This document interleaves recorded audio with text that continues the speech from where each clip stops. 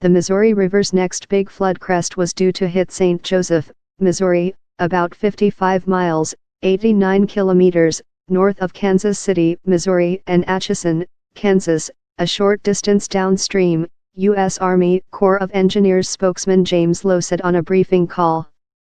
"We have moderate flooding at this time," she said, noting that the forecast shows the river cresting 7 feet above flood stage on Thursday or Friday. "Anybody with river interest has already instigated their flood plans and have taken their defensive actions. The floods have killed 4 people in Nebraska and Iowa since the weekend, and officials warned the toll of physical damage would rise as receding waters revealed more devastated roadways, bridges, and homes." Authorities said they had rescued nearly 300 people in Nebraska alone. A levee break prompted the evacuation of the small community of Craig, Missouri. Local real estate agent Jamie Barnes said everyone in Craig had time to get out before it was flooded, and water was now flowing south through farmland toward communities such as Forest City, Forbes, and St. Joseph. "There's just water as far as the eye can see, from bluff to bluff. In some places it's 5 miles, in some 15, Barnes said by phone.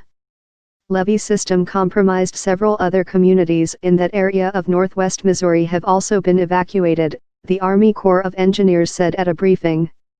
Much of the levee system remains compromised, and as of noon Wednesday there are more than 30 total breaches across the system. In the 3 states experiencing flooding, Lieutenant Colonel James Startzell, Deputy Commander of the U.S. Army Corps of Engineers Omaha District told the briefing.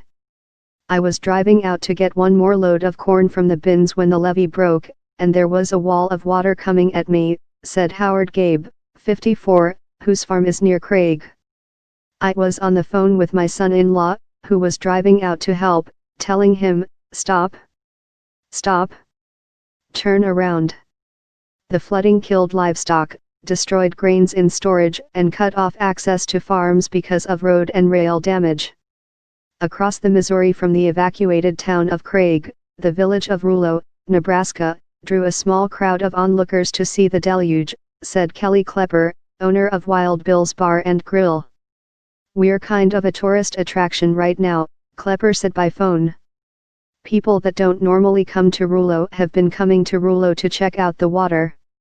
Flooded air base. More than 2,400 Nebraska homes and businesses were destroyed or damaged, with 200 miles, 322 kilometers, of roads unusable and 11 bridges wiped out, Governor Pete Ricketts said on Wednesday. Ricketts estimated the floods caused at least $439 million in damage to public infrastructure and other assets, and $85 million to privately owned assets.